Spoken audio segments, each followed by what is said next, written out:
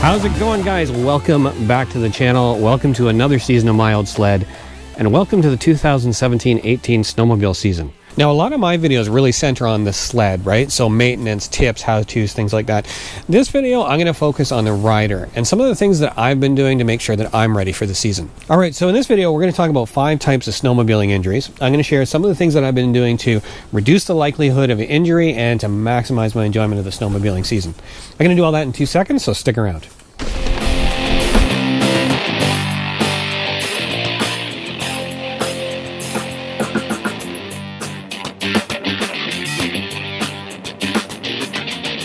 All right, let's get to it. Now, the first couple of years I had the snowmobile, I would come back at the end of the day, not only really fatigued, but also, with strains and sprains, minor injuries that really took away from my enjoyment of the sport. When you think about it, it's really not hard to understand why. So I'm on the wrong side of 50. I've smoked for about 30 years. Very sedentary lifestyle, never really been into sports. Even my job was sedentary, right? I worked at a desk job. Now, I remember when I got my scuba certification, the instructor saying to us, you don't scuba dive to get fit, you should be fit to scuba dive. And I kind of think snowmobiling is the same thing. We all know there are more physically demanding sports than snowmobiling. But that said, there is a certain amount of demand, especially, if you're getting off trail, if you're a backcountry rider, or you're even ditch banging. I know to some of you younger guys, even that kind of thing isn't that physically demanding. You can go out and do that all day and, come home and play road hockey and still sit up half the night playing Xbox and drinking beer. But for some of us that, are not quite as physically as fit as that, snowmobiling can be a little bit physically demanding. First off, and I'll just touch on this because I don't want to get preachy, but I quit smoking. And I think we all know it's bad for you. But as a result of that, the other thing that I did was I started a good cardio-based fitness regime. And I think that's really important so that you're active throughout the summer months. You're not sort of just sedentary all year and then getting on a snowmobile in the winter. Firstly, the first thing I'm going to say is, I do have a healthcare background, but I'm not doing this video as a healthcare professional. I'm doing this video as a snowmobiler and somebody that's sharing my experience. If you're like me and you've been fairly sedentary, or if you have a pre-existing medical condition, always, of course, check with your physician before you start an exercise routine. What I did just to sort of get up and get moving is started running. There's an app called Couch to 5K, and it's just what it sounds like. It gets you running, which is, a little over 3 miles. You can, and it's just you walk for 2 minutes and you run for a minute, and it gradually increases the running time.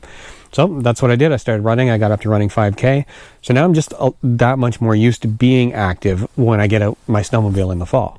All right, so let's talk about some injuries now. All right, guys, so this is not a general safety video, but at the same time, it kind of goes without saying, most snowmobile injuries are going to be the result of kind of 3 things: excessive speed, alcohol, and riding on unsafe ice. So the only thing I'm going to say along those lines is ride safe. Now, the one thing I did find a lot when I was doing research for this video was the one common injury for snowmobilers is head and facial injuries. And that makes a lot of sense when you think about it, right? From, things like lacerations and concussions and head injuries from riders going over handlebars or hitting things like tree limbs when they're out on the trail. So, obviously be aware of your surroundings and always wear a helmet. So one of my very first times out on the snowmobile, I ran into one of these guys and literally clotheslined myself. So if you're on the sled, you're wearing a helmet, the weather's not that great, then, your vision can be obscured, and something thin like a wire or a clothesline, or even the support cables from a hydro pole can be hard to see. So, really, really be careful. The other thing to remember is something that's above your head in the summertime. When you're up on top of the snow, it's going to be a lot lower. And in this case, it was right about here. Had I not had my helmet on, that would have been, at best, a deep laceration. It could have been a whole lot worse. All right, next injury is a lower back strain.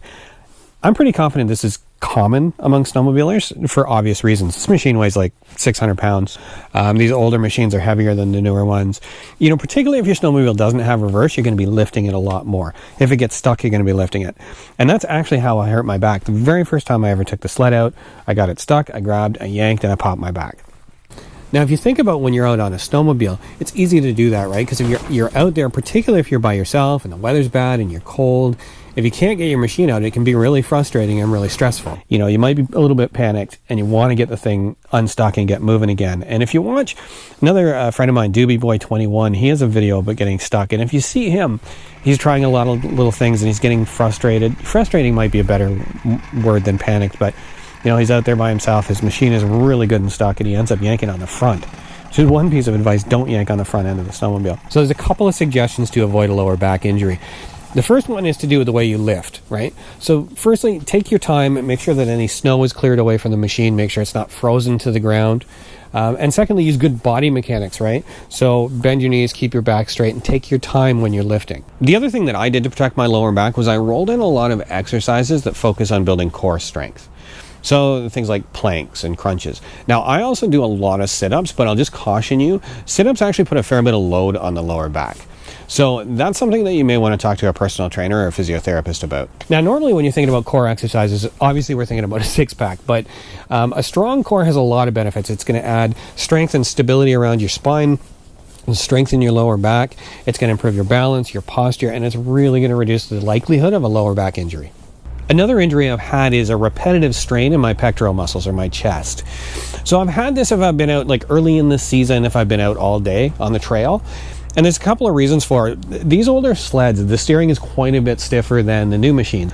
But the other thing is, when you're snowmobiling, the machine will tend to go where another rider has already been. So particularly if you're on a trail on a hard-packed surface, that's called darting. It's when the skis on the sled want to ride in a trail that's been left by another machine. And when you spend the entire day trying to overcome that darting, then you start to feel it in your chest.